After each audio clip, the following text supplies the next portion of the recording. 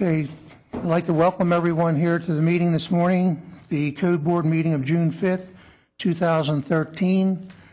Please stand and pledge the flag with me. I pledge allegiance to the flag of the United States of America and to the republic for which it stands, one nation, under God, indivisible, with liberty and justice for all.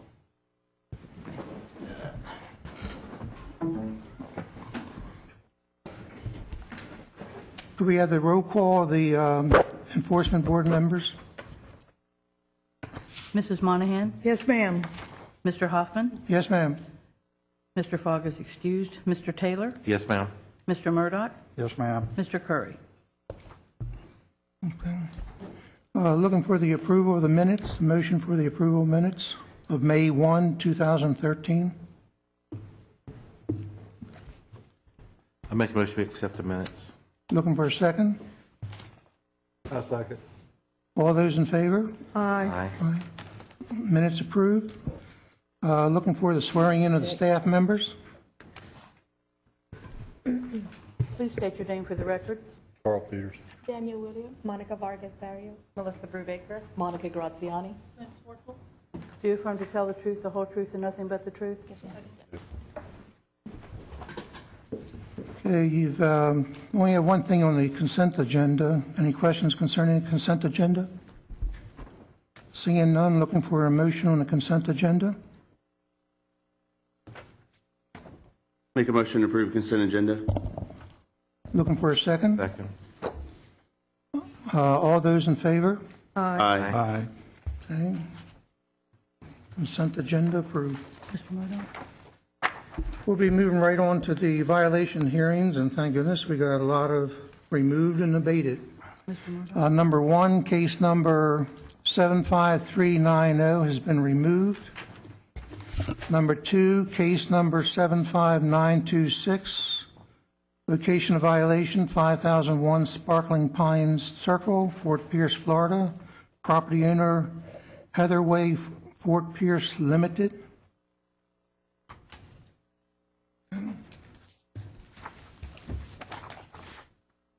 Number three, case number 75718, location of violation 2303 North US Highway 1,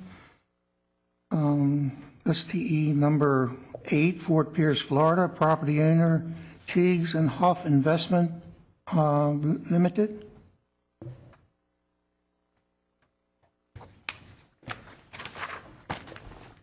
Number four, case number 75727, location of violation 2303 North US Highway 1, STE number 8, Fort Pierce, Florida. The tenant violator is Meg's Cars.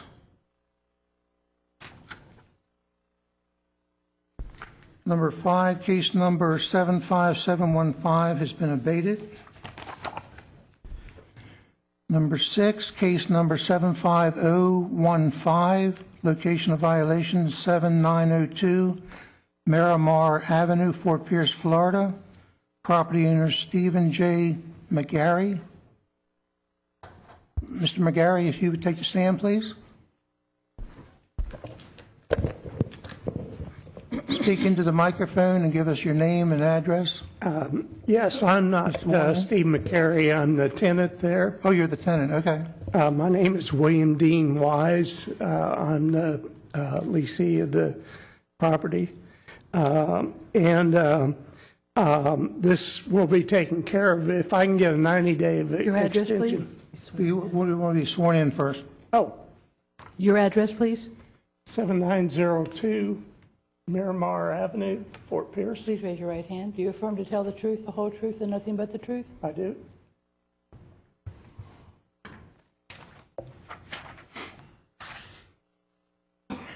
Okay. Have the report of the code officer, Swartz. For the record, I'm submitting two photos, one dated January 22nd, 2013, and one dated June 3rd, 2013. During my first inspection on January 22nd, 2013, I found 7902 Miramar Avenue to be in violation of 11.05.01 building and sign permits. To obtain a permit for enclosing the garage, I issued a letter and gave a compliance date of February 23, 2013. I have had conversations with the homeowner and discussed ways to correct the violation. As of June 4, 2013, this property still remains in violation. Sir, are you guilty or not guilty? I'm guilty, I guess. Guilty? Yes. If I can have a second to explain. Okay. Our house was broken into twice. Okay, and we had a carport. And my roommate is actually who this lady talked to, or I think. But we put up a temporary wall, and it wasn't permanently attached to the property, and we thought it'd be okay. Finding out that we're not okay. I'll be moving from there in the next 90 days, and that'll come down and totally be removed and return to the way it was. Okay, so you're saying you're going to totally remove this? Yes. He will need a permit to remove it? He'll need a demo permit, yeah. That's what I thought. So you'll still have to get a permit, and the permit would be designated to remove what is there. Okay.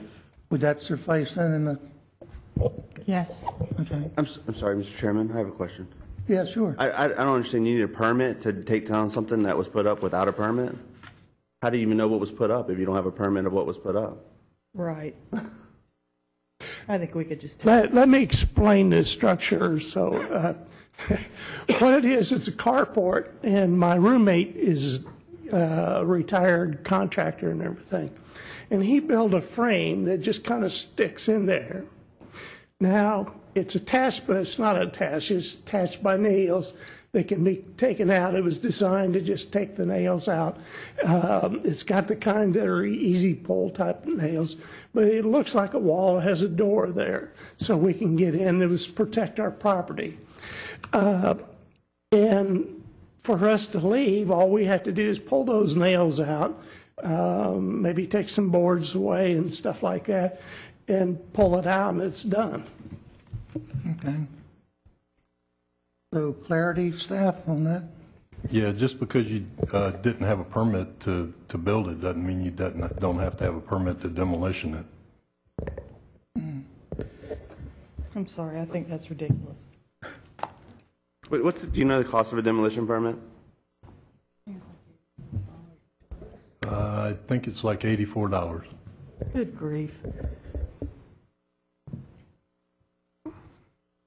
Say, well, then we basically need a motion on this, unless there are additional questions.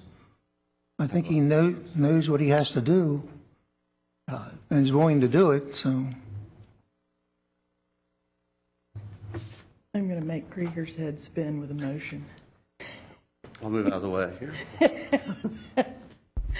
Mr. Chairman, let me just think just a second here. This is, we're in June, and you're asking till September? Yes, 90 days and we'll be out of there. Okay. I see it has a picture up there. I didn't know. Oh, there it is. It's all over. See, that's just a frame that's been placed in the hole, and there's probably in the neighborhood of a dozen nails that need to come out of there, and it just comes right out. Yeah, we got a clear picture of that. Mr. Chairman, I hereby move in reference to case number 75015 that the Code Enforcement Board make the following determination. After hearing the facts in this case, the testimony, and the recommendation of staff with regard to the existence of a violation, we determined the violation in fact did occur, and the alleged violator committed the violation. An order of enforcement is warranted. If the order of enforcement is not complied with by September 30th, 2013, a fine of up to $250 per day may be imposed.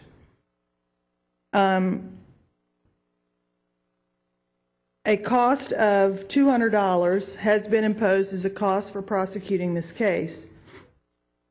Please take notice that on the first Wednesday of the month, after the date given for compliance at 9 a.m. or as soon thereafter as may be heard, a fine hearing will be held if the violation is not abated by the given compliance date.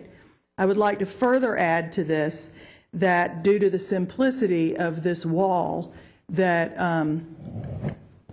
he does not need a demolition permit. He just takes it out and removes it. Second. Okay, we have a second by Mr. Curry. All those in favor? Mr. Chairman, I just made comment. Oh, I'm sorry. I thought that Told was you. his voice over there. Okay, I'm sorry.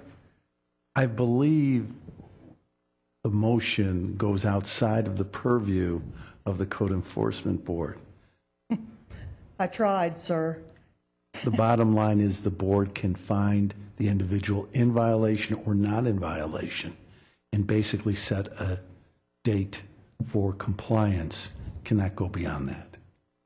Okay, you want to read that again and leave off that Okay, amendment? I'll amend my motion to leave out the last paragraph. Okay. And I'll second the amended motion. Okay, Mr. Curry, second the motion. All those in favor? Aye. All those opposed? Motion passes. Sir, you understand what you have to do now? I don't have a clue. You need a permit, sir, a demolition permit to remove that wall, and you have until September 30th to take care of it. Okay. Okay? You could take this up with the county commissioners probably, but That'd probably be worse. Okay. okay. Is that it? That's the best we can do. That's it, sir. And where's the lady? If you'd see that lady on the way out, please. Thank you. Okay, moving on. Number 7, case number 75715 has been abated. Number 8, case number 75820 has been removed. Number 9, case number 75875 has been abated. Number 10, case number 75876 has been abated. Number 11, case number 75186, location of violation 1006 Echo Street, Fort Pierce, property owner Jeff and Deborah Burling. Okay.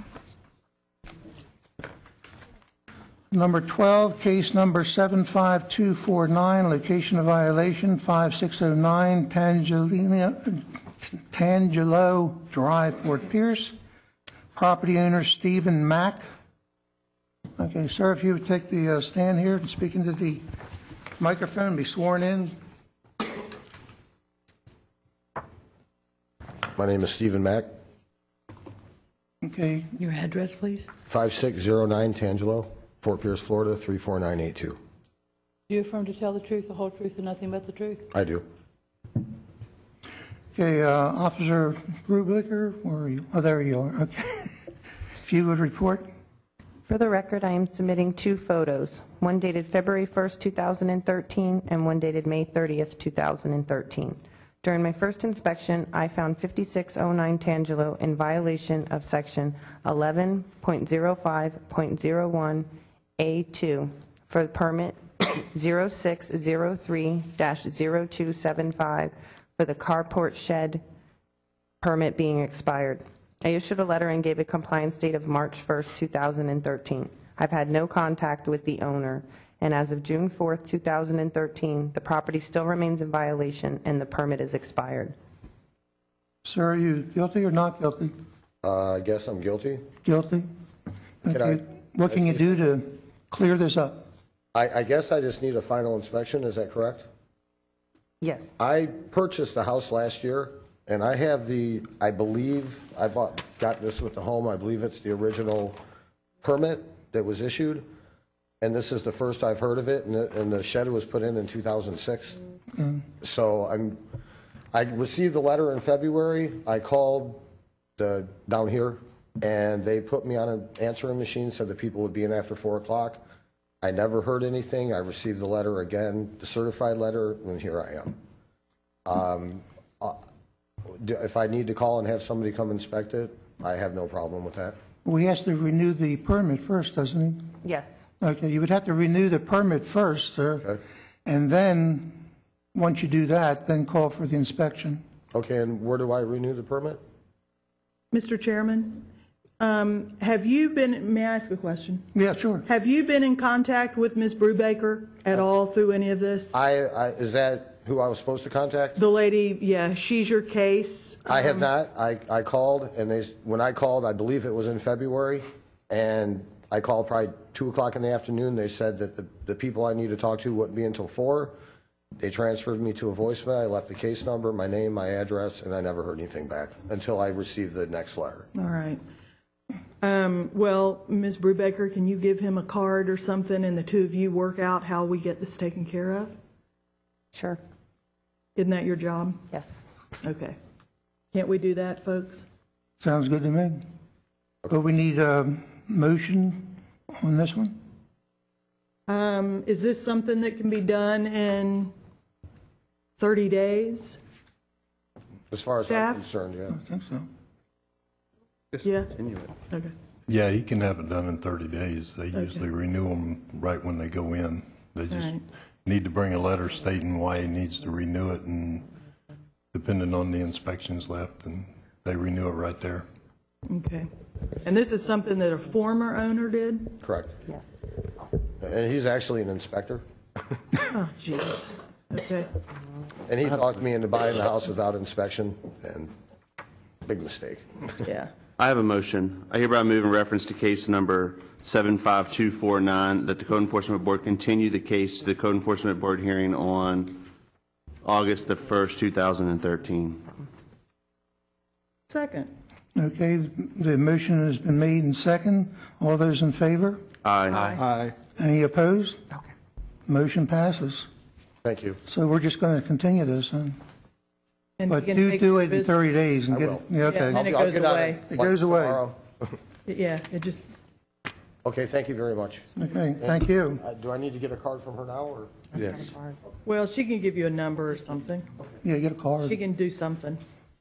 Thank you. Okay, number 13, case number 75295 has been abated.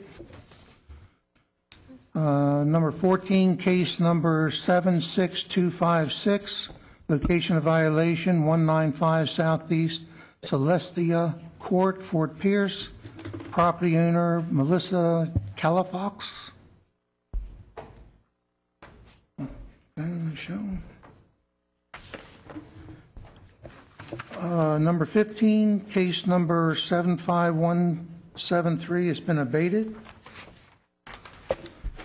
Number 16, case number 75262, location violation 2403 River Hammock Lane, Fort Pierce.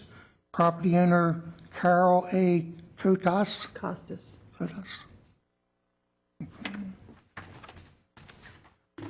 Number 17, case number 75244 has been abated. Number 18, case number 75250 has been abated. Number 19, case number 74339, location of violation 7211 LC Circle, Port St. Lucie, Florida. Property owner Bernice and Robert Burkhardt. Sir? Hey. You're good, you're fast. Okay, right on the money. Okay, if you would be sworn in, sir, and speak into the mic. Robert Burkhardt, 7211 Elise Circle, Port St. Lucie, 34952. Do you affirm to tell the truth, the whole truth, and nothing but the truth? I do. Okay, we have the Code Officer Bruba here to give the report. For the record, I am submitting 2 photos, one dated October 24th, 2012, and one dated May 28th, 2013. During my first inspection, I found 7211 Elise Circle in violation of Section 13.00.01, Article 103.5, unsafe structures. The seawall and docks need to be repaired. I issued a letter and gave a compliance date of December 7th, 2012. I have had contact with the owner, and we discussed the ways to correct the violation. As of June 4th, 2013, the property still remains in violation. Sir, are you guilty or not guilty? Guilty. Okay. What are your plans to correct this? Well, the initial plan, this is only 4 years old. So I got into... Wait, the dock is 4 years old, or the falling down is 4 years old? The dock. Okay, the lift is now out and on the side. What happened... it's a nightmare.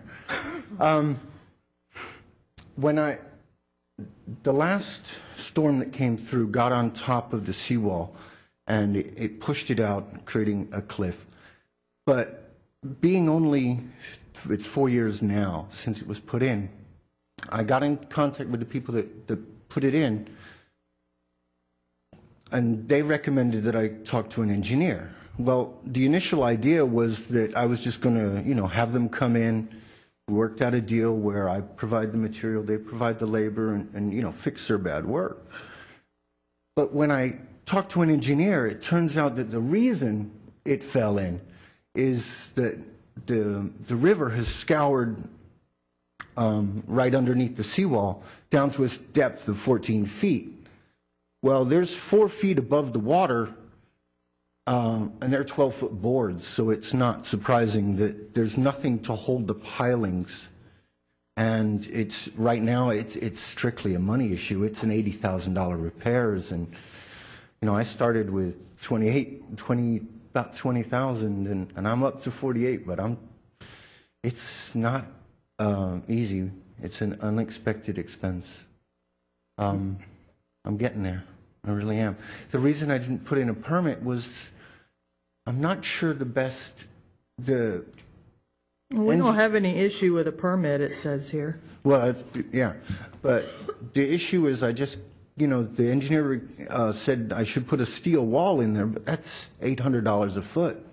I have 100 foot that needs to be replaced. I have another, I think 75 feet, that if I do it, I should do it as well. It's just a lot of money. It has not gotten worse in the time, but I understand. I really do. Would it be possible if he got a permit to just totally remove this thing? But then I'm going to lose my whole... It'll eat away. If I don't have the wall there at all, it's just going to eat away my property to non-existent quickly, because I'm on an outside bend of the river and it flows fairly rapidly there, especially after a storm. Mr. Chairman? Yes. What is the exact county's heartburn here? Is it aside from the fact that it's falling in, but is it the deck, the docking that's there, that's visible? My question, I guess what I'm getting to, is what would happen if he were to take the dock part away and leave his wall there until he's able to save enough money to get the new dock in? Do you understand what I'm saying? Yeah, the wall would be under the water.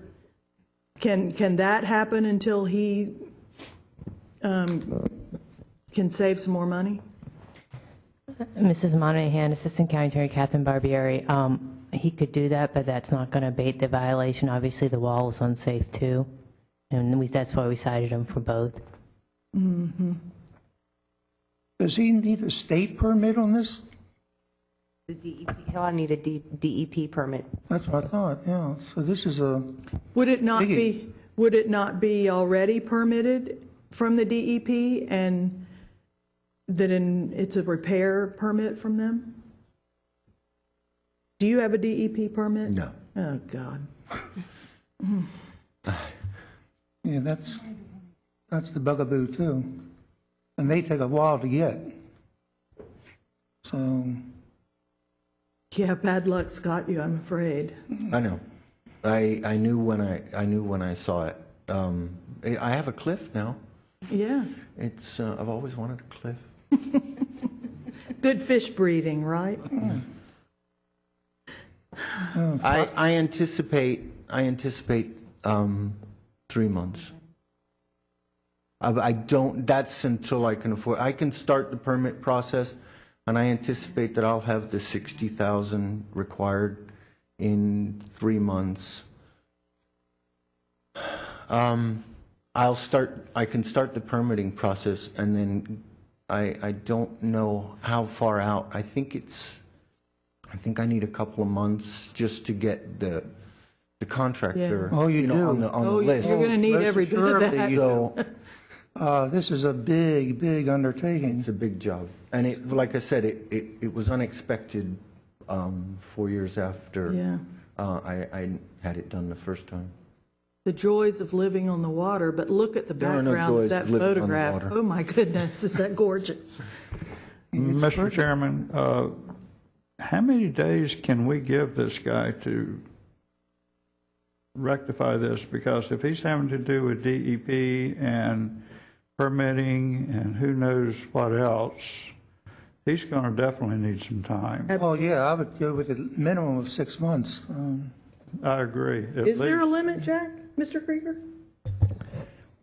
I know of no limit. You have discretion. Awesome, we love discretion. Why don't we give this guy 6 months to go through the process, and as long as he stays in contact with staff and keeps us updated on the progress, I'm good with that. I'm good with that, too. Are you? Yes. Well, do we continue it for 6 months? Is that the way to do it? To make him come You back? certainly can find him in violation, and the clock starts running. So that's 6 months from now, he has to have those permits in place. Yeah, that's what And if he comes back in 6 months and says, it's going to take me another 4, can we continue it again? You could continue. Okay. My Mr. Chairman, I have a suggestion, question. What's easier for staff to track? Is it, I mean, you guys, from a continuance, or, I mean, I don't know, I just didn't know if there's one thing that's easier than the other. It doesn't matter, either which one. We recognize that the heartbreak here and the bad luck you've had, for sure. Yeah, it was unexpected. Okay, can we have a motion then on either way, but give him at least 6 months? go ahead, let's continue it for 6 months, and then we can start the process of Number 8. start finding him if something's not done. Okay, Mr. Chairman, I have a motion. Okay, Mr. Curry? Just, if I could just interject there, if you continue it, then if it's not done, you said, well, then we can start fining. No, you can't. You would have to have the violation hearing again, and then you would set it for a fine hearing. Okay. If you were to find him in violation today and nothing is done in 6 months, then you could begin the fines. So, the one thing is a continuance is really, there is no pressure. I'm going to be very honest, there's no pressure or incentive for the individual to move post haste. But if you do find them in violation, then there is a clock that's ticking, and that you can turn around in 6 months and impose a fine. Or It's we your can discretion. extend it. Or you could, at that point, if reasons were given that were satisfactory to you as to why things, and you've done this in the past, haven't gotten done or have gotten slowed down, you certainly have the prerogative then to extend the compliance date. Mr. Curry, you want to make that motion then on the basis of page 3 then, as opposed to a continuation? No, I think I'm feeling extra friendly this morning. I would rather just do the continuation and have some faith in this gentleman that he's going to not need some burden on his shoulders to get something done. I hereby move in reference to case number 74339 that the Code Enforcement Board continue the case to the Code Enforcement Board hearing on December the 5th, 2013. 4th, December the 4th. Oh, sorry. Is it not? Yeah, it is. I got the 12 calendar. December the 4th, 2013. Sorry. Looking for a second? I second. We have a second All those in favor? Aye. Any opposed? Sir, they're friendly today. Good, be taken care of. Thank you. But do stay on top of it and stay in touch with Ms. Brubeck. Ms. Brubaker, yes.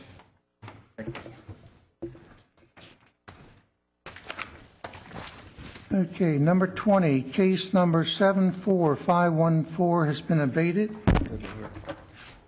Number 21, case number 75507 has been abated. Number 22, case number 75508 has been abated. Number 23, case number 75450, location of violation 3406 Avenue F, Fort Pierce, property owner Lucie Yanak. Okay. This is to have been, is that the wording we want on that? Yes. So it will be entered into the default thing, but as a to have been, with the prosecution costs eliminated. Okay, number 24, case number 73878 has been abated. Number 25, case number 73938 has been abated. Number 26, case number 73815 has been abated. And that concludes the violation hearings, and the halls will be sounded. And Mrs. Monahan, if you'd read the default cases. The default cases this morning are case number 75926. The location of violation is 5001 Sparkling Pine Circle, Fort Pierce. The property owner is Heatherway, Fort Pierce Limited, care of GMAC. Case number 75718. The location of violation 2303 North US Highway number 1, Suite 8, Fort Pierce. The property owner Teagues and Huff Investments Ltd. Case number 75727. Location of violation 2303 North US Highway 1, Suite 8, Fort Pierce. The tenant violator is Meg's Cars. Case number 75186. The location of violation 1006 Echo Street, Fort Pierce. The property owner Jeff A. and Deborah E. Burling.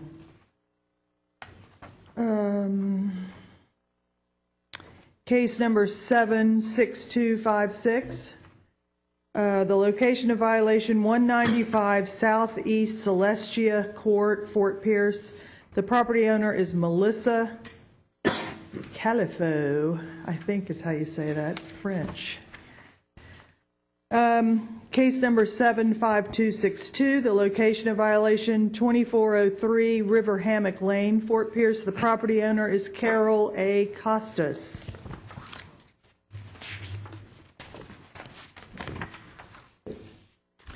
Case number 75450, the location of violation 3406 Avenue F, Fort Pierce.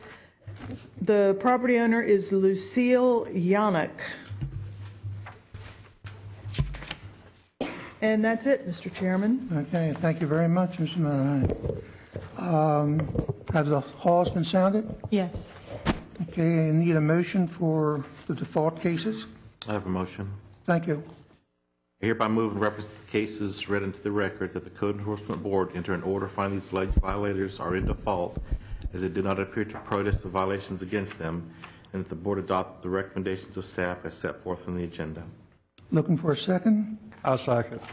I have a second from Mr. Murdoch. All those in favor? Aye.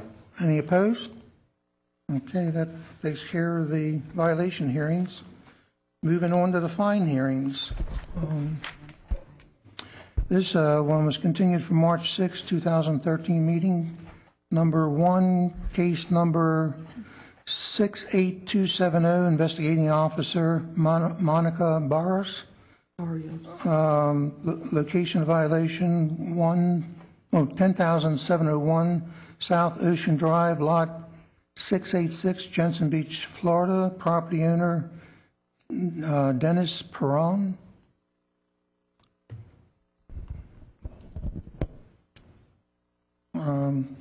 Officer Barros. Good morning. For the record, I am resubmitting 6 photos, 3 dated March 30th, 2011, and 3 dated November 21st, 2012. This case was brought to the violation hearing on December 5th, 2012, and was found in violation of St. Lucie County 11.05.01 Building and Sign Permit for not having a permit for the raised addition, deck, and stucco on the addition. The board gave until February 6, 2013 to bring the property into compliance. The permit was applied for on January 15, 2013. From the review notes from the zoning, the addition is not meeting the required 10-foot front setback, and the rear deck does not meet the Land Development Code requirements. A variance from the Board of Adjustments was required. On February 19, 2013, staff received an email from Kristen Tatsworth, Senior Planner with Planning and Development Services, stating a variance application was accepted, and it is scheduled to go before the Board of Adjustment on March 27, 2013. At the March 6, 2013 fine hearing, Mr. Perron came before the board and explained the situation, and the owner and staff requested more time for the Board of Adjustments meeting to take place. The board continued the case until June 5, 2013. On April 24, 2013, the variance was approved by the Board of Adjustments. On May 29, 2013, the permit was issued. The property was in violation for 112 days. The property owner and the contractor were not able to attend this meeting as they are out of the country. Since the property is in compliance, staff is recommending for no fines to be imposed. Okay, that seems pretty simple. All we need is a motion, and it goes away. I have a motion. Hereby move in reference to case number 68270 that the Code Enforcement Board make the following determination. After hearing the facts in the case, the testimony, and the report of staff with regard to the existence of a violation, that we determine the violations have been abated and no fine is imposed. Second. Okay, we have a motion and a second. All those in favor? Aye. Any opposed? Okay, passes.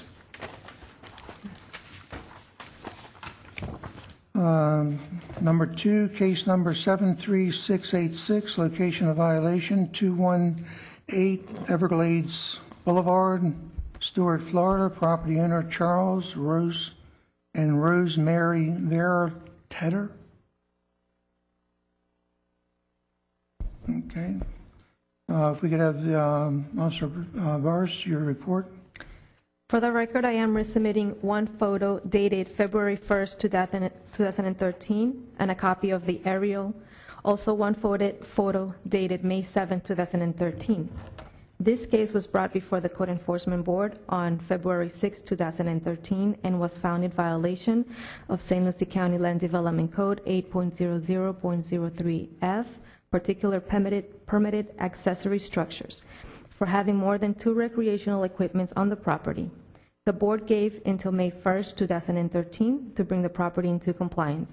Staff spoke with Mr. Tedder on June 4th, 2013, and he said he had 1 more boat to remove. As of June 4th, 2013, the property remains in violation. I'm sorry, I missed it. What meeting did we give him the date of May the 1st? May 2nd? February 6th, 2013. February. So we gave him 3 months. I kind of remember these folks. They had to sell the boats or something, as I recall? Yes. Or he was making the boats? Repairing. Do you have a clue which one of the boats, go back to that aerial, please. Do you have a clue which one of these is still there? No. If you go back to my picture 5-7, please. That one. There's that front boat, and I believe that's the one. You could barely see it next to the driveway. Yeah, but that's You're allowed to have 2 boats, right? Right, you're allowed to have 2 boats. I wasn't able to go to the back. I didn't have authorization to go to the back and check, so I don't know what he has in the backyard. But when I spoke with him yesterday, he said that he had 1 more boat that he needed to remove. And he was supposed to come in today. Mm-hmm. Where is this that it's got a Stewart address? This is Beau Rivage. Yeah. It's not going to be St. Lucie County very much longer. Right. I wonder if he knows that. I don't know. How many boats does Stewart allow, does Martin County allow? Huh? Sea walls and boats, we're in our I know, we're element here today. quite nautical. I think, let's explore that a little bit more. Does anybody know when this is going to become Martin County? July 1st. And what happens if there's a code violation in St. Lucie County when it goes to Martin County? Just out of curiosity. It evaporates, I would say. Does it go away? Oh, I don't. Right. Huh? It evaporates. Does it really? Unless there's It's just gone. No, if it's recorded prior to the turnover, if you will, to the other county, if it's public record, then when that property is sold or conveyed to another party, that lien is going to be there, and it's going to be, title companies and the title examiners are going to want that taken care of. I'm sorry, let's just go through that one. I like to know all the details. If we find it in violation as of May the 2nd, the assumption would be is that the lien would be the maximum of $5,000. But that's not necessarily true. We'd have to do that calculation. When would you file the lien? When it got to $5,000, or how would you? So is there a possibility of filing the lien between now and July 1st? Yes, we can. We can do it today after the meeting. We can start filing the liens. And what would the amount of the lien be? I think it's probably max by now. The $250 a day. Jeez. We normally record the order. Whatever the order says, max 5,000.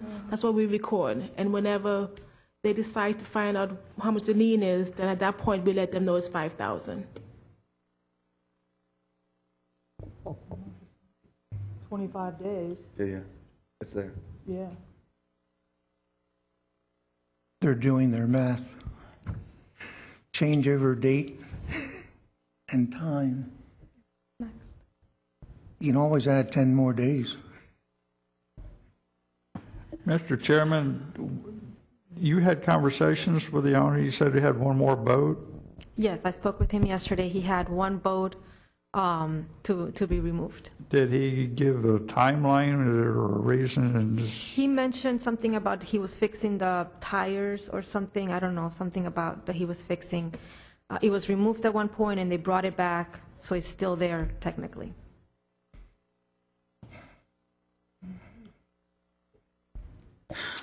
I don't like this. Well, I'm sorry, our options here would be to give him additional time or to find him in violation And let it ride. And what happens, happens. I mean, he's been working. I mean, he hasn't, it's not like he's ignored us. Yeah. if he's removed the boat, then he met his obligation. But if he brought it back, wouldn't that be a new violation? If he brings it back after July, we won't ever know about it. Well, that's what I'm saying. She says that he removed the boat, which means that he fell within his obligations, right? Now, if he brought it back, wouldn't that be a new violation? That'd be a repeat. Repeat. That'd be a repeat. But, you know, we don't have any physical proof that... They took it away. Well, we don't have any physical proof that he has more than two. You know, the fact is he could have that boat, period. We know he has a boat that we have proof of. And he says he told Ms. Barrios, right? He told you that he had to get rid of one more boat. One boat. He has his two boats. That he has his two boats, one in the front and one in the back, and then he has that extra third one. He did mention the third one. Oh, okay. So he did tell you he has three. Oh, okay. I don't know, boys. What do you think? I don't know, I can't make motions, but if I were able to make a motion, I'd probably just do it as I would normally do, and then let Martin County do what they do, and let the chips fall where they will. But I can't make a motion.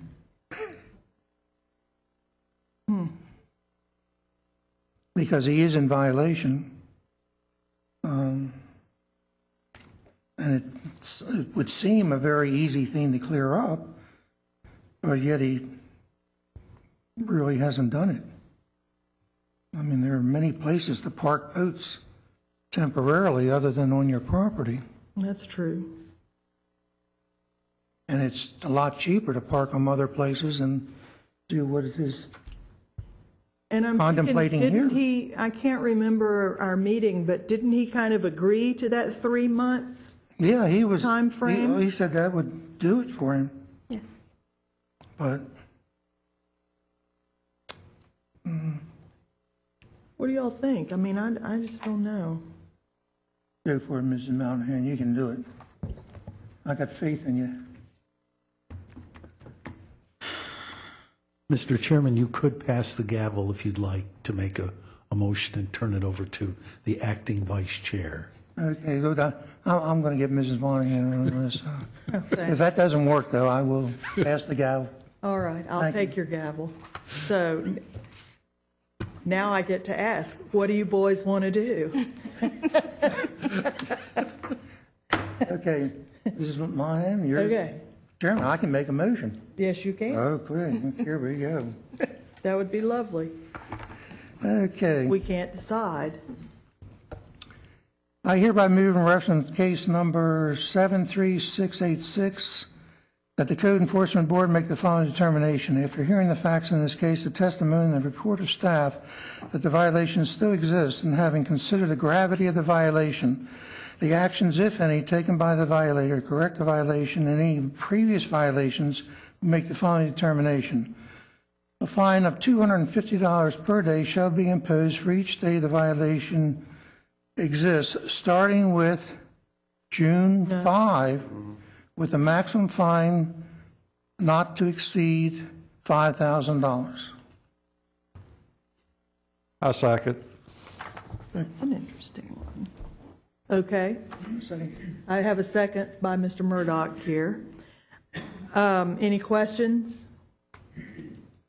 All in favor, say aye. Aye. And opposed? Aye. Mr. Curry is opposed. So the motion passes, and I give the gavel back. Thank you. You're welcome. Geez, I wear multiple hats today. I'm telling you, Mr. Hoffman, we're tearing it up here. Jeez. Okay. Number 3, case number 74171, location of violation 2502, Tamarind Drive, Fort Pierce, property owner Seahorse Beach Bungalows. And Ms. Burris, as you would give us a report. Oh, that case is abated. Oh, that's been abated? It is abated. Oh, I like those. I didn't have that on here. Okay, number 4, case number 70930 has been abated. Number 5, case number 74184 has been abated. Number 6, make a change to the case number. The case number is 74230. Location of violation 2724 Navajo Avenue, Fort Pierce. Property owner Daniel Cozine. And Ms. Swartzel, if you could give us a report. For the record, I'm submitting 3 photos, one dated March 19, 2013, and 2 dated June 3, 2013. 2724 Navajo Avenue was brought to the April 3, 2013 Code Board and found in default of 1-9-32 overgrowth. The board gave a compliance date of May 3, 2013. I've had no contact with the property owner. This property is not in foreclosure, and the neighbor was mowing the front, but has stopped at this time. As of June 4, 2013, this property still remains in violation. Any questions from the board? This continues, we'll end up on this going to the county, Yeah. because this is bad. Mr. Chairman, I hereby move in reference to case number 74230 that the Code Enforcement Board make the following determination. After hearing the facts in this case, the testimony and the report of staff that the violation still exists, and having considered the gravity of the violation, the actions, if any, taken by the violator to correct the violation and any previous violations, we make the following determination. A fine of $250 per day shall be imposed for each day the violation exists starting May the 4th, 2013, with a maximum fine not to exceed $5,000. Looking for a second? I second. All those in favor? Aye. Opposed? Motion passes. Number 7, case number 74145 has been abated. Number 8, case number 74736, location of violation next to 6995 Turnpike Feeder Road, Fort Pierce. Property owner Eliza Cruz, Jr. Officer Swartz, you could get our report. For the record, I'm submitting 6 photos, one dated February 28, 2013, 3 dated April 1, 2013, and 2 dated June 3, 2013. The property next to 6995 Turnpike Feeder Road was brought to the April 3, 2013 Code Board and found in default of 1-9-19 outside storage construction material on the property, 7.10.14 commercial vehicles and semi-trailers. The heavy equipment cannot be parked or stored on the property, and 6.00.03 notice of vegetation removal required to obtain a vegetation removal permit. The board gave a compliance date of May 3, 2013. I've had no contact with the property owners, and as of June 4, 2013, this property still remains in violation. Is this in foreclosure or just? No, sir. Oh. I guess he thinks he can bring Pompano Beach equipment up here and store it Dump it, in yeah. St. Lucie County. Where is this Turnpike Feeder Road? Is that Kings Highway? Yes, when you're coming from Vero Beach and you're coming off to go onto Kings Highway, it's right there. You can only go south. Oh, yes, okay. So Lakewood Park is over here to the north? Yes. And the bridge down to Vero is to the south? Ah. No, opposite. So Vero Beach is here, Yeah. and Lakewood Park's here. Yeah. So you're coming south, and then you're going to hit Turnpike Feeder Road. US 1 is running over here. Yeah, I know where it is now. And did he remove all those trees in the middle? Yes, he started to remove them. ERD is after him also. He just disappeared. No one knows what's going on. Who's after him also? ERD. Oh. Okay. Are these, is any of that equipment licensed properly, or? We don't know. We can't get back in there. It's all wetlands. Swamp. It's all swamp, yeah. That's up there where those savannas And the are, swamp's if I going to be a recall. bigger swamp. Too bad the fire didn't go through that. Hmm. You want me to keep reading? Okay, looking for a motion on this one. I hereby move in reference to case number 74736 that the Code Enforcement Board make the following determination.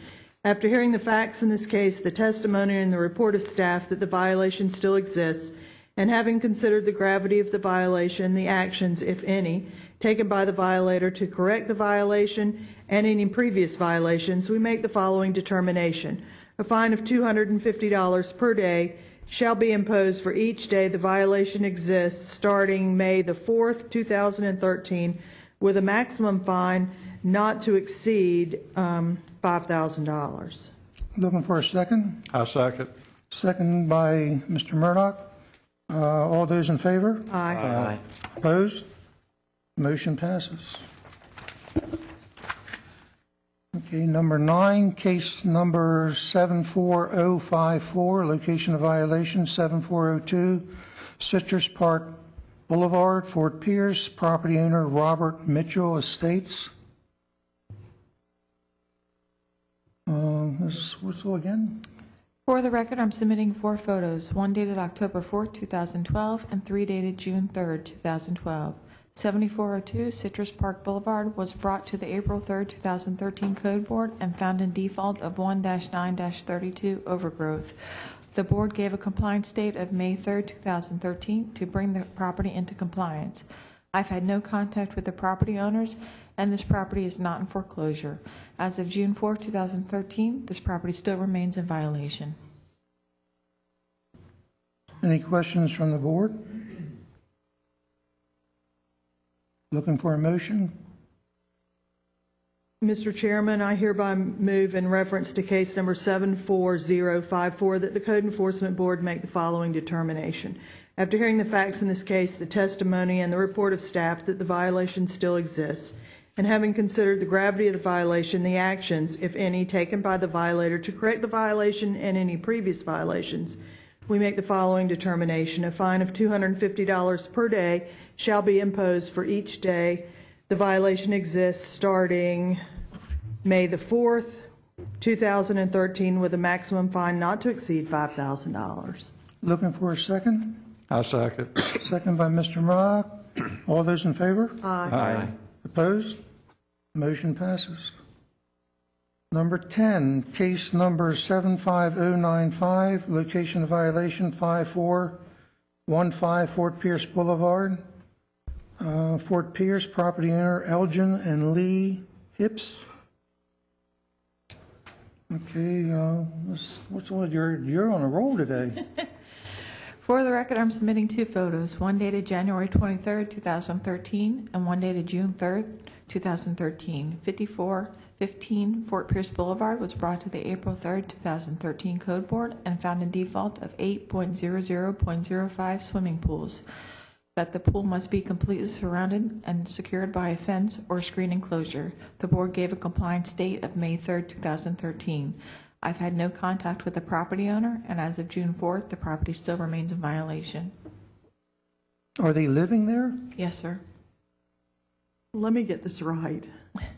And yet they don't answer the phone, or you leave messages? Or The problem is they have a fence going around, but not around the pool. So they have a fence up to, as you can see, they have a fence all the way to the property, but not around the pool itself or a screen enclosure. They have to go for a variance if they want to leave it open. Okay. Even though that big lake is in their backyard, I'm sure that's their heartburn, right? Mm-hmm. That we have an unfenced lake and we're fretting over a pool. Yes. Oh, my goodness. Okay. And they would have to ask for the variance to be able to keep the pool unfenced. Yes, ma'am. Well, that's what they just have to do, isn't it? It's nice to fence in pools anyway. Yeah, but forget the safety issue. It's just nice to fence them in. But what are you going to do? Because there's the lake right there too. You going to fence that in as well? Yeah. It is kind of silly, but I think the variance board is there to take care of issues like this, are they Yes, not? they can go for that. Okay. Okay, looking for a motion. Somebody help Mrs. I'm sorry, I just have a couple questions. Oh, yeah. So at this point, you've never talked with them? No. They had 2 different situations, and they just left a note. We got it, but they would not talk to me, no. In other words, they kind of appear to be maybe thinking it'll go away, and right. You'll go away. And did they refuse to talk to you, like, I get tried away to from talk me? to them, but Huh? You tried to able to. physically speak to them, and they just said no. no, they leave. No, they talk to permitting, but they won't talk to me. Okay. I'm sorry, what are they telling permitting? Are they saying that they're going to do something, or that they Well, don't? they had 2 different issues with the permit, and I've tried to talk to them, and they've talked to permitting instead, or they've renewed a different permit, but they will not talk to me about it, so I can explain what's going on. They won't leave their telephone number. I went up, I left my card, nothing. And is this a properly permitted pool? Yes. Okay, so the county said it was okay to build this pool? At one time, yes. without the fence. It could have been earlier before the fence. Before the fences were required. How long have we been requiring fences in this county? That, you have to ask Carl. I don't know. A while, a decade? At least, the building code requires. Yeah, the building code will let you use the water as a barrier. This is a land development code that you're dealing with here.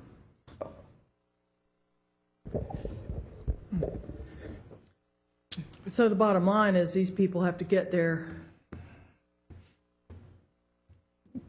They gotta do what they gotta do. There you go.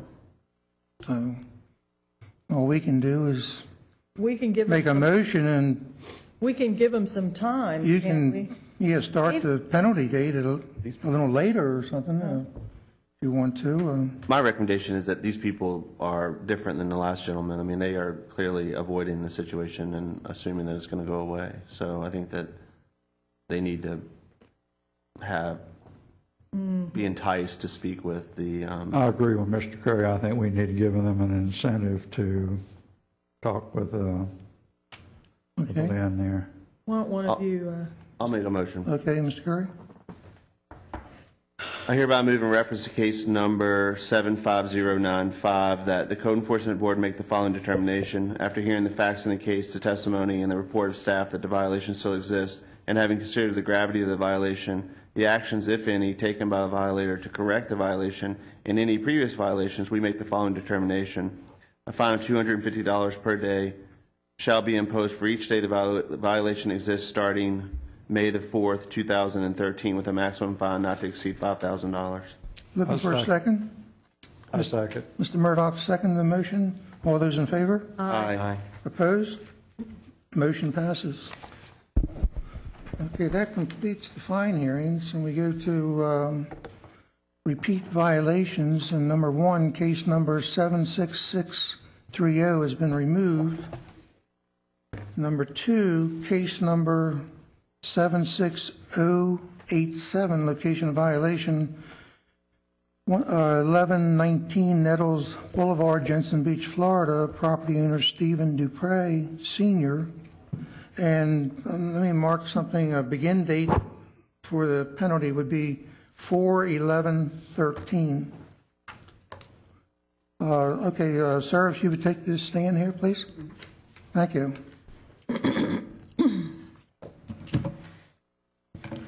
Okay, you raise your hand, be sworn in.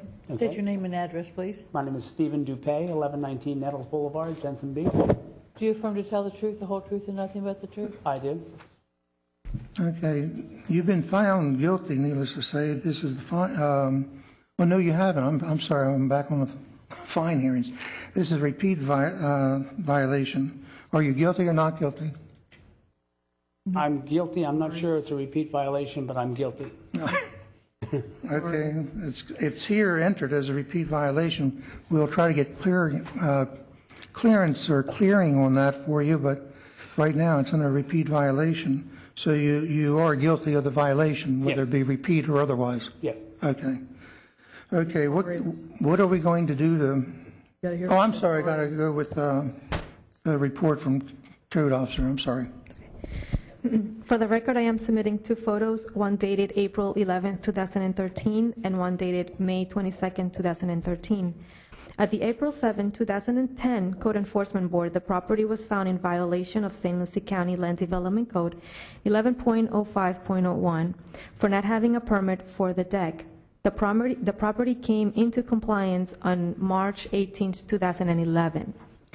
On April 11, 2013, this property was again found to be in violation of Section 11.05.01 for not having a permit for the extension to the deck. The owner met with staff on May 21, 2013. That afternoon, I received an email with pictures showing the extension was removed. I went the next day and took a picture and closed the case. The property was in violation for 40 days. Okay. I, So you're here to add clarity to this? Yes. As far as the length of time of this new violation, I was out of the country, which can be verified, and as soon as I returned, I called Monica and set up a meeting. As soon as I discussed with her what the problem was, I removed the 11-inch extension. The 11-inch extension was so that it mated with the bridge. And the reason that that was done was because I had 3 grandchildren under 5 years old coming to the house, and leaving an 11-inch space where they could fall through just did not seem right. I have several pictures of surrounding properties, a house that was built right next door to me that is not nearly as close to the seawall as mine is. And the unfortunate part of this is that I have a neighbor who I am not friendly with, who is constantly pushing this issue. I have removed the 11-inch piece. It's not going to be put back. I don't know what else to say. All right. Go ahead. Mr. Chairman, where's the 11-inch piece on this picture? Right. I have a picture. Is this, are these, I don't see where show me where the problem is, somebody. Is it this? Yes, right where the arrow is now. That's where the 11-inch piece is, and if you go to the next picture, the 11-inch piece is removed. Now, why did you have it there? Explain that. Because if you go back to the other picture, you'll see the bridge to the left. It comes down and it rests on top of that piece in this picture. Oh, this thing over here to the left is the bridge? Okay. It comes down and it rests on that to make a safe walkway to the dock. Okay. Without that 11 inches, there's an 11-inch space there. You could just add the 11 inches on the bridge. Now, again, I've discussed that, and at this point, what I'm going to do is I'm going to have a board that I bring over and I drop into place, and just let it go. As you know, trying to solve a safety issue has turned into where we are now. Go to the next picture so I can see what you removed, please. See the piece over on the ground? The piece on the ground is what you took away? Exactly. What are all these studs sticking out of the wall? Well, what that is, when I built the house, Nettles Island approved everything that was there. That was at the people that were in charge at the time, which are no longer there. There was a deck around that part of the house that stuck out 5 foot. I was told as long as it was not on the ground that it would be acceptable, as long as it was removable. And that was built on the house. Then new management came in. They said that was no longer acceptable and had to be removed. And that was what the last situation was. So those studs held up the deck before? That was there before all of this? There were aluminum braces that came out similar to the ones under the little stoop, the 4x4 stoop. Grief. Any other questions? Or I have a neighbor that's not happy with me. A lot of people do. Unfortunately, You're not alone in that category. There ought to be a fine for that.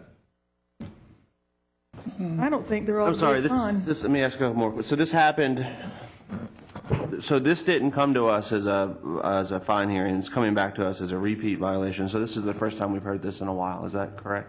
Right, it's a repeat violation, yes. And so you first were aware of this on April the 11th? Yes. And what you're saying that he's a repeat because of no permit back in 2010? Yes. And then because he added that 11 inches, you're saying that was adding on without a permit? Yes.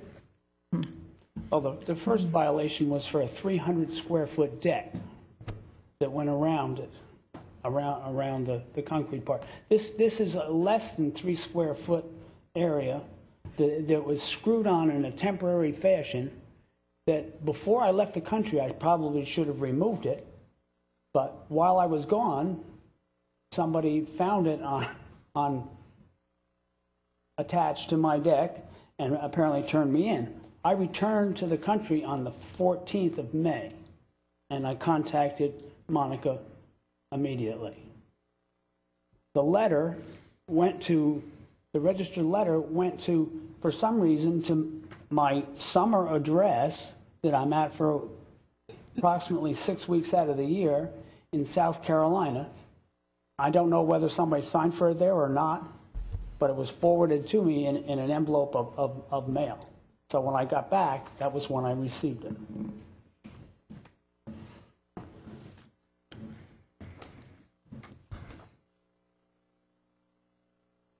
I'm confused as what he needs to do, to be honest with you, that he hasn't done to make this go away. And just hitting him with a fine is not the answer. I've got a motion. I have a motion. Yeah, go ahead. You want me to do it? Are you doing number 13? No. Okay, which one are you doing? It'll be a surprise. Okay. I hereby move in reference to case number 76630 that the Code Enforcement Board make the following determination. No, you got the Oh, I'm sorry. wrong. I'm sorry, I'll start all over. I hereby move in reference to case number 76087. Yes. That the Code Enforcement Board make the following determination. After hearing the facts in the case, the testimony, and the recommendation of staff with regard to the existence of a violation, we determine that there is no violation of the ordinance, and we specifically reference, shoot, I didn't read that part. Yeah. I just find that we find that there's no violation because the gentleman took the piece out and was done with It's it. been abated. Yeah, it's been abated. Second. We have a second on the motion. No questions concerning the motion? All those in favor? Aye. Any opposed? Sounds good to me. Thank you. Thank you, sir, for coming in. Thanks you. for fixing it. You're welcome. Have a neighborhood party now. I've tried that too. Yeah, that didn't work, huh? No. Oh, well. Thank you. Take care. Okay, moving right ahead, we got referrals to the Board of County Commissioners. Those nice-looking properties. Number 1, case number 76664, location of violation 2110 Jacobs Road, Fort Pierce, Florida. Property owner Jerry Sowers and Kevin Sowers. Ooh. And Officer Williams, if you report. For the record, I'm submitting 2 photos dated June 4, 2013. This property was brought to the April 3, 2013 fine hearing, and a fine of $5,000 has been imposed. Since then, the property is still in violation of Section 1-9-32D for having overgrowth of grass and weeds, and Section 13.09.00, Article 301.3, for having an open and unsecure structure. Staff is asking the board to refer this case to the Board of County Commissioners to have the county abate the violations. The property is not in foreclosure. Is the property occupied? No. Okay, we can. And where is this Jacobs Road? I've never. It's off of Sunrise, between Edwards Road and Midway Road, or between Bell and Edwards, off of Sunrise. Edwards and Midway. Okay. South of Bell or north of Bell? It is south of Bell, I believe. Okay. North of Bell. I know where it is. Okay. Okay, I have a motion. I hereby move in reference to case number 76664 that the Code Enforcement Board make the following determination. After hearing the facts in this case, the testimony, and the recommendation of staff with regard to the existence of a violation, we determine the condition caused by the violations presents a serious threat to the public health, safety, and welfare, and the staff is directed to notify the St. Lucie County Board of County Commissioners of these conditions. Looking for a second? I second. Second by Mr. Murdoch. All those in favor? Aye. Opposed? Motion passes. Number 2, case number 7663, location of violation 3407 Avenue O, Fort Pierce, Florida. Property owner Dean Bryan. Officer Williams. For the record, I'm submitting 2 photos dated June 4, 2013. This property was brought to the April 3, 2013 fine hearing, and a fine of $5,000 has been imposed. Since then, the property is still in violation of Section 1-9-32D for having overgrowth of grass and weeds, and Section 13.09.00, Article 301.3, for having an open and unsecure structure. Staff is asking the board to refer this case to the Board of County Commissioners to have the county abate the violation. Also, this property is not in foreclosure. And are those windows standing just wide open? Yes, it is. Oh, yuck. That's bad. Need a motion? Mr. Chairman, I hereby move in reference to case number 76663 that the Code Enforcement Board make the following determination. After hearing the facts in this case, the testimony and the recommendation of staff with regard to the existence of a violation, we determine the condition caused by the violation presents a serious threat to the public health, safety, and welfare, and staff is directed to notify the St. Lucie County Board of County Commissioners of these conditions. Okay, looking for a second? Second. Mr. Taylor? Yes. Okay. Second the motion. All those in favor? Aye. Opposed? Motion passes. That concludes things. We have no fine reduction hearings. Under other business, anyone have anything? I have a question. Okay. I heard a man say today that he called the county and left a message and no one returned his call, and it seems I've heard that if not every meeting, every other meeting. What's going on? Are the messages not getting delivered to the staff, or are these guys sort of stretching the truth a little bit, or, you know, what? Has anybody else picked up on that they keep saying they've called and left a message and no one will call them back? Well, it is true that staff will tell, and it's Debbie who answers the phone majority of the time, that staff is in the field. There's core hours, field core hours, and then there's office core hours. So typically after 3 is when they return their calls. It is office policy to return the calls if it's not the same day, then by the next day. So I'm hoping my staff is returning the calls. Okay. Sometimes I think they say that. Just to say it. That's what I'm wondering, but it's just, I'm just starting to pick up on it that they're not returning calls. Well, I think the fact that that gentleman knew that there were certain hours, I think there's some, I have to trust that he didn't make a phone call because he knew that there were certain hours when the staff was there and they weren't. And so it appeared to me that he did make a phone call. Maybe it was just one that got missed. If they don't get in touch, if the staff returns a call and the person they're calling is not there, do they leave a message or do they call again? Or? Well, we've just made a new policy in the division that they have the choice of a voicemail. They can leave a voice message, or we'll take a handwritten message. A lot of folks do not want to leave a voicemail, and so I've changed a policy that, you know, there's a message pad now. Take their name and number, and the officer will call them back. Mm-hmm. So we're trying to improve that, you know, that part of the operation. Do you do anything with emails? Email as the follow-up, or? We do emails if we have their addresses. Okay.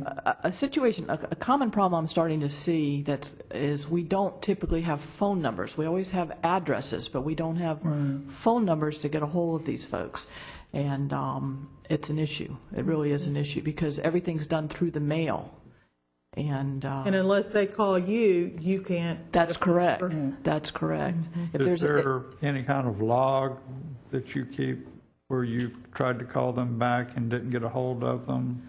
I don't know. I don't believe they keep an official log. We have started keeping a phone log at the front, the main line, so when we have proof if they did call or didn't call. But up till this point, no. It's just been, you know, it's working. Right. You have caller ID. I know that you tried to call them back. Yeah. You can see who's calling you on your phone when it comes up. Okay, if you recognize the name. Okay. Mm-hmm. Yeah. And is the investigating officer's name on the paper that is sent out at the very beginning? It is. So they have a name and a phone number to call? Yes, ma'am. Yeah. All right. I have a question on boarding up. It's that time of year, and I see some homes already boarded up. What's the rules on totally encasing your home? You're talking about the shutters, hurricane shutters? Yeah, the hurricane shutters up totally. Yeah, that would be, I don't believe you're allowed to leave your home shuttered entirely if you're living in it.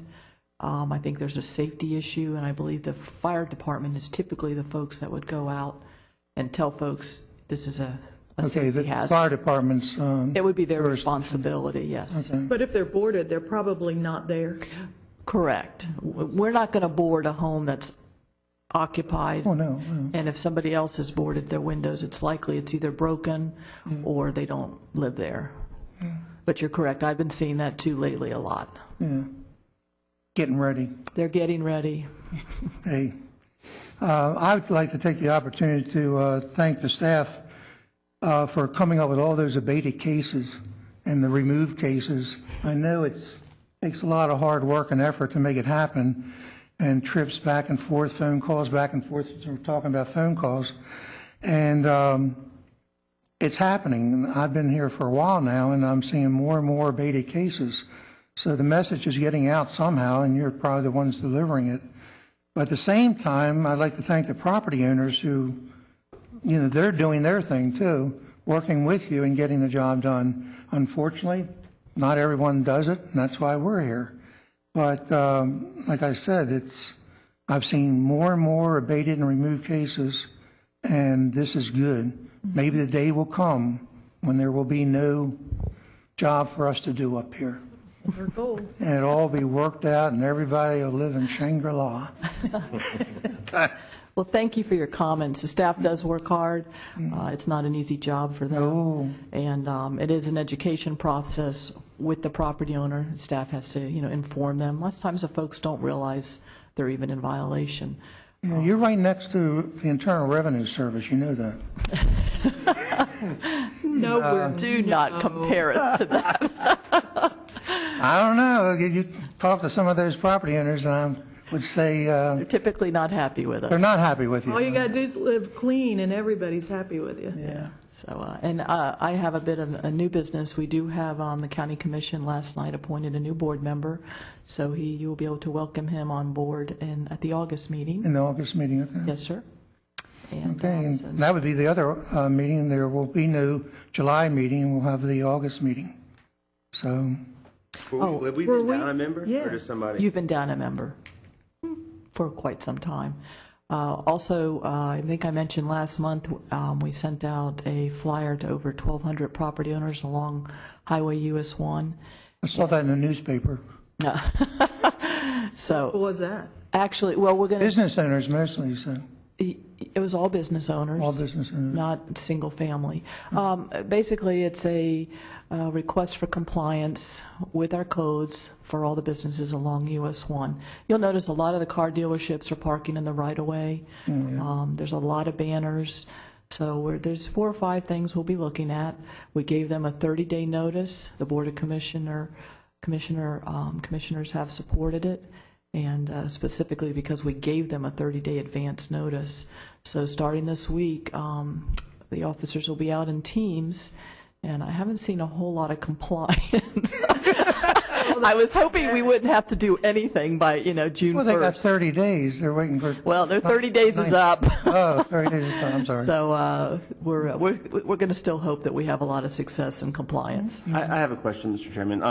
I always was under the impression that Code Enforcement Board was more of a reactionary instead of a proactive. You are correct. We are. Everything you heard today at the board meeting was reactive. No, but that sounds very proactive. It is proactive, and that's correct. And we're trying to improve the community, and I did do it with the support of the County Commission. So we're not trying to put the little guy out of business. We just want to improve. Clean up the act. We just want to live clean. That's right. Okay, any other business? Anyone? Staff business just had that. Any public comments?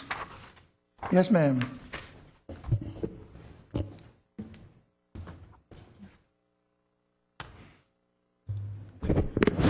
Okay. Give us your name and address. Arlene Goodman. Oops. I live in White City. I want to commend the... Speaking to the microphone, please. A couple of things. I want to commend the Code Board for what they've just told you that they have just done with the businesses along US 1 in White City area, basically. I have called many times and complained about the cars that are parked in the right-of-way. The smaller used car people who are getting rather brave, they're packing their front bumpers to match the edge of Highway 1. So God forbid, please, that anybody coming out of Weatherby Road to make a wide turn has any reason whatsoever to have to move over to their right as they go south. They're going to hit one of those cars. If a person driving down US 1 has a flat tire, there is no place to pull over. People who are riding bicycles are not having room enough to get through there because these people are going beyond what I call the safety net of doing business along there that keeps myself and the rest of the public, all of you, safe.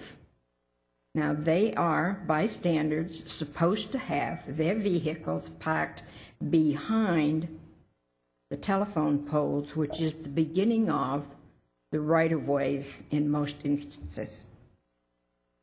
And it's almost like they're thumbing the nose at we, the public, and your Code Board, that we're going to do as we jolly well feel like doing, and there's nothing you can do about it. And I commend these people for taking it. And some of the calls that they've been getting are from me, because I have children and I have grandchildren that drive along this way, that ride bicycles along this way. And I'm not getting any younger. And sometimes I go a little bit wide along there. You did not hear that. So I will be back. I have even gone myself to Coganostein's and said, hey, guys, please, would you do this? Would you do that? I am treated like the long-ago lady who is supposed to stay at home, mind her own business, and wash the dishes with an attitude that I don't know what I'm talking about. Well, don't try that with me. Not now, not ever. Thank you for your public comment. One more thing, please. Okay. White City Settlement is 120 years old this year. And I am, once again, roped into, don't mind, being the president of the White City Improvement Club. And we're going to have something this year, and would like to invite any and all of you to our function. And I will let you all know when it is. The other thing that I'm thankful for is this building that I think you've already heard, and I think it's gone to the county commissioners. I am not sure. I don't catch you anymore on television because my husband went to DirecTV, so I can't see you from home anymore. We're on the computer, too. I did not know that. Yes. Okay. Anyway, whatever can be done to bring up the looks of White City, I'm here to do what I can do to help. Because though I am a maniac, and though I love you all here, I miss my Ralph. He's another maniac. But regardless of that, I came down here from a very small town and have adopted White City to be my home. And I care very much about how we look. And thank you all very much. One more quick thing. I have a question for you, and I don't know how to take care of it. I've seen here, and I've seen on television many times, a person like myself, let's say, I'm being called into violation because I bought a home 10 years ago. There was a violation on that property. It was not found by the title company. I didn't know I was in violation, but by the rules and regulations, I have to be found to be in violation. Is there any way at all that we can set a time limit to I bought this house 15 years ago, and you're just catching up to my violation today, and I'm the one who is being punished for this. If there is some type of a time limit that we can look into, You're looking at a statute of limitations then? if that be it. Yeah. But Is there anything now on statute of limitations? On Mr. Chairman, Assistant County Attorney Catherine Barbieri, no, there's not. The statute would be depending on when you were required to do it. Like if it was a shed permit, maybe 30 years ago, you didn't have to pull a permit for a shed, so if it was older than that. But the problem will be health safety on permits, electrical, sheds, building. Even if it's 6 years old, you don't want to then statute of limitation out and find out later that it wasn't in compliance with the codes and there was a problem. And it burned the neighborhood down or something like that, you mean? Yes, ma'am. The specific one I'm talking about is the gentleman that came in quite some time ago, north of US 1. He bought the property. There was maybe yay much that a shed was at the line. And he bought the house. Title didn't catch it. He ended up getting fined anyway. Electrical, I agree. There should never be anything like that. But this is, my word, asinine, and something should be looked into, and these people ought not to be the ones that get caught in this maze. Mr. Chairman, I have a comment to that. I mean, I think that typically in that situation, there's a lien that's been placed on the person's property, and they were unaware of the lien, and somehow it gets missed, and then they have to come in and clean that lien up. And I think this board has been more than fair for past people that have come in that have had a lien on their property, were unaware of it when they bought it, and we've either reduced it or made it zero numerous times. I think you're not going to find a more fair. Or we give them extra time to work things out. I'm not blaming you. I'm just wondering, isn't there something that we can do to alleviate this for these people who buy places and don't get this caught in? Well, we try to work with it based on, we see each case as an individual case, and we try to diligently view each case individually, I think. You've done a great job today. Thanks. Keep it up. Okay, thank you very much for your comments. Looking for a motion to adjourn? Motion to adjourn. Second? All in favor? Aye. We're adjourned. I didn't make my record.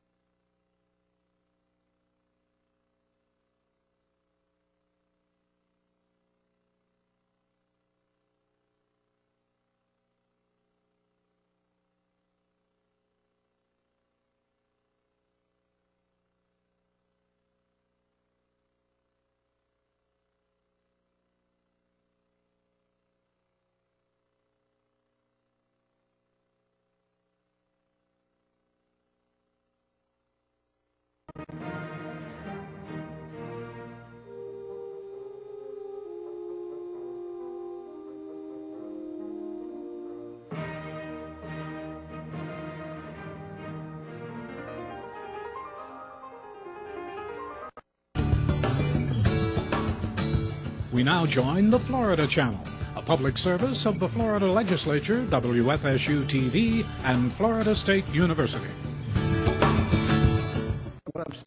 And I apologize, I'm going over time, but you know, what I'm hearing here is you're looking at it as rational people.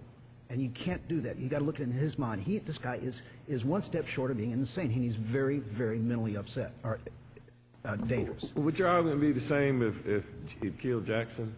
That'd be a much weaker argument. But weren't Jackson and King and Brown interchangeable parts? Well, whoever showed up would do. I mean, I think he's clear that. I don't know if they're interchangeable. I mean, in his mind. Well, I think that he certainly was. The intention was he was going after Ray Jackson, and only when Brown shows up, then he makes that reprogramming. So, interchangeable. I think his anger is really directed against Jackson. Thank you very much. Thank you for your arguments. Court is adjourned.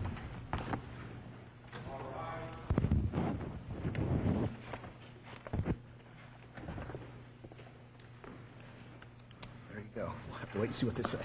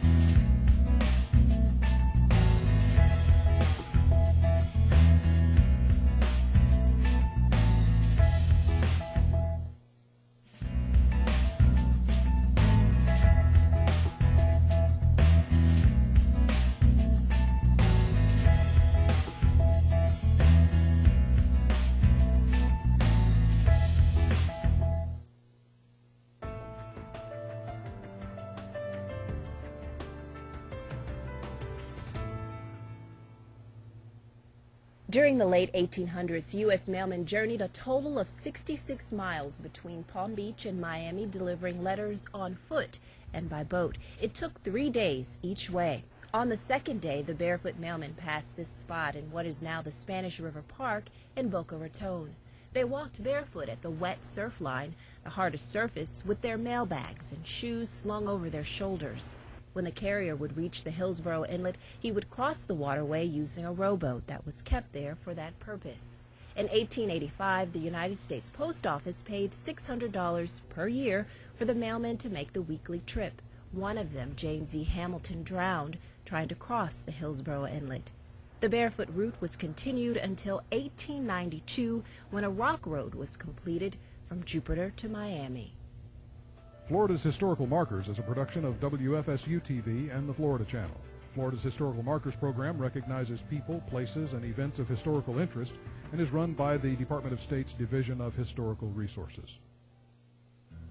The Floridian Plateau, known as one of the most stable parts of the Earth's crust, separates